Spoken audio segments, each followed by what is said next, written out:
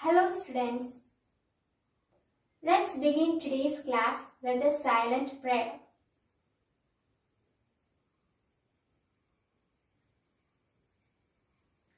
Today we are going to learn an interesting topic which we might have encountered in our daily life. Here I am having a glass filled with colored water and a paper towel. Now I am going to dip this paper towel into the glass of water. See what happens.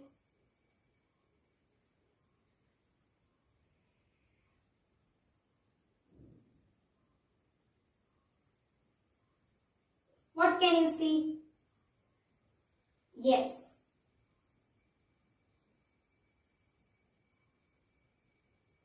The water magically climbs up the towel.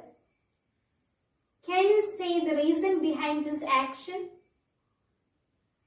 So, in today's class, we are going to learn the science behind this action. So, students, let's do an activity. For this, let's take two boiling tubes, one containing water and the other mercury. Dip a capillary tube into each of these boiling tubes. Observe what happens to the water level and the mercury level in the capillary tube. Students, here is the discussion tip for you. Discuss the following questions in groups. Find out the answers and note down in your notebook and then present before the whole class. Hope you have answered the questions. Now let's check whether the answers are right. What was the first question? Yes. What happened to the water level in the capillary tube? Observe the figure carefully. What about the level of water in the capillary tube? Whether the level of water is above or below that of the level in the boiling tube. Compared to the water level in the boiling tube, the water level in the capillary tube is raised, isn't it? What happens to the water level in the capillary tube then? Yes, the water level rises in the capillary tube.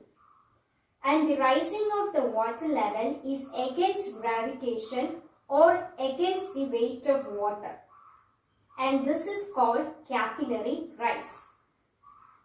So we can say a capillary rise occurs in the case of water.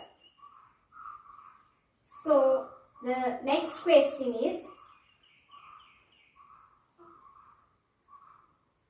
does a capillary rise occur in the case of mercury? Look at the figure carefully. Does a capillary rise occur there? The level of mercury in the capillary tube, is it above or below that of the level of mercury in the boiling tube? Yes, very good. It is below. So, does a capillary rise occur in case of mercury? No. Then what do you observe in case of mercury level in the capillary tube? Yes.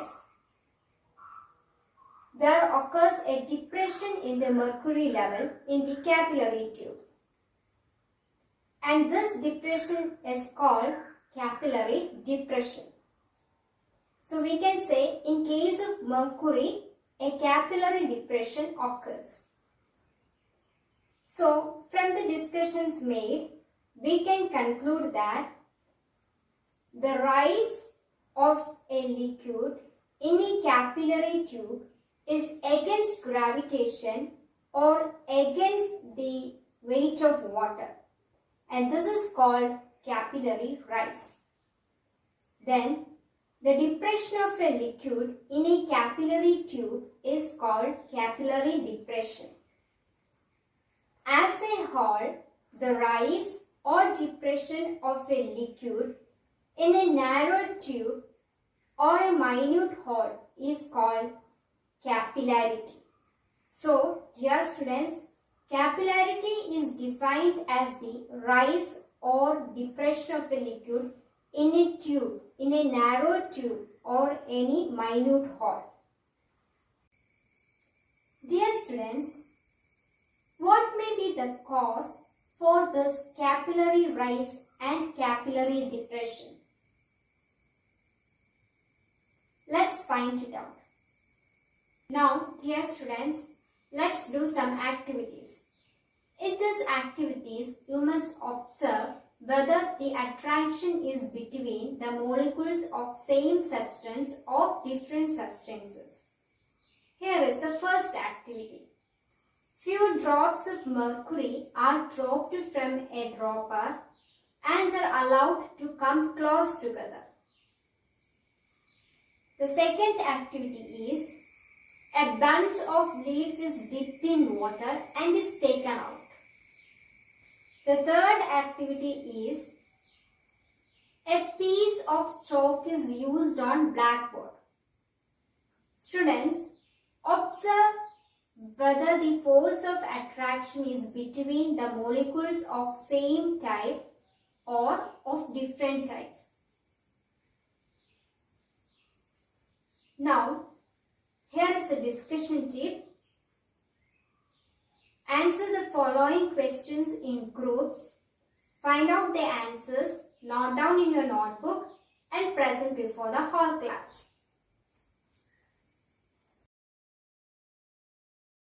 Look at the first question. What happened when the two drops of mercury are brought close together? What was your observation? Yes, very good. The two drops of mercury coalesce together to form a single drop. That is, we observe the two drops of mercury come together or merge together to form a single drop. Isn't it? Then, the second question is, aren't the molecules are of same substance? Dear students, are the molecules which come together to form the single drop is of the same substance? Yes, we have seen that one drop of mercury and the other drop of mercury merge together to form a single one. What about the molecules of one drop of mercury? Yes, the molecules of the one drop of mercury combine with the molecule of other drop of mercury. That is, the two drops are of the same substance or the liquid, that is the mercury. So, what is the answer? Yes, the two drops are of the same substance and that is the mercury. And the third question is, what do you observe when a bunch of leaves is dipped in water and is taken out? Yes, very good. The bunch of leaves, when dipped in water and is taken out, water sticks to it. Okay. Then the next question is, what do you observe when a piece of chalk is used on blackboard?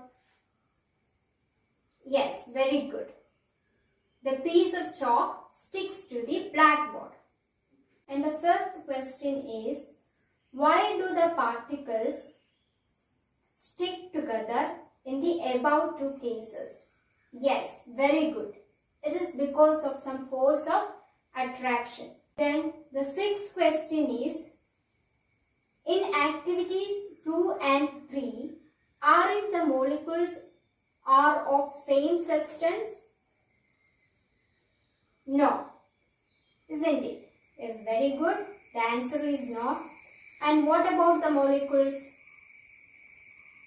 Yes, very good. The molecules are of different substances. We have seen it. One molecule of chalk piece being sticking to the molecule of blackboard. Also the molecules of water being sticking to the molecules of leaves. So the molecules which stick together in activities 2 and 3 are of different substances. So from the activity we have done now, what conclusion can you form? Yes, very good. There is a force of attraction between molecules of same substance and the molecules of different substance.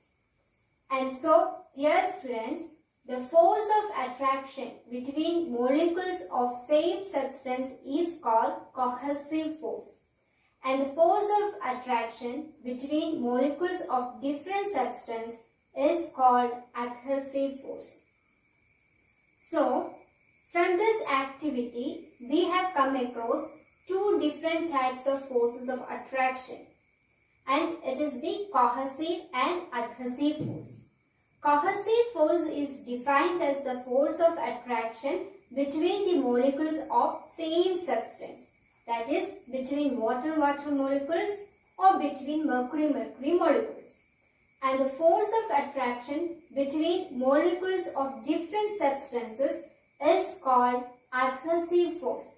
That is, in case of chalk being used on blackboard, there is an attraction between molecule of blackboard and that of the chalk piece. Dear students, now let's move on to the next activity. Look at the picture here. The picture here shows molecules on the surface of water. Observe the type of attraction between water molecules in water and the sides of vessel. Here is the discussion tip for you. Answer the following questions in groups and note down the answers in notebook and present before the whole class. Hope you have noted the answers in your notebook. Let's check it. Read out the first question. Yes. What are the different forces acting on the water molecules in contact with the sides of vessel? What are they? Consider one water molecule in contact with the sides of the vessel. Then, what is the force arising between the molecules on the side of the vessel and the water molecule which is being in contact with the side of the vessel? Yes, it is the force of attraction between different molecules. And what is this force called? Yes, it is the adhesive force. Then, does there only this adhesive force? No. The water molecule is also in contact with the nearby water molecule, isn't it? And what is that force called? Yes, it is the force of attraction between water-water molecule. That is, yes, it is the force of attraction between the same substance. And what is this force called? Yes, it is cohesive force. Very good. So, what are the different types of forces acting on the water molecules in contact with the sides of vessel? Yes, very good. It is both adhesive and cohesive forces. Now, look at the second question. What is the force acting between the molecules on the water surface? Can you say the answer? Yes, here it is asked about the force which is acting between the molecules. That is, which is acting between water-water molecules. What is the force? Yes, very good. It is the cohesive force. Since cohesive force arises when there is a force of attraction between molecules of same substance. Very good. Look at the third question. Why do the molecules in contact with the sides of the vessel are slightly higher than the others? What may be the reason? Yes, the molecules in contact with the sides of the vessel experience what type of force? Yes, it is the adhesive force.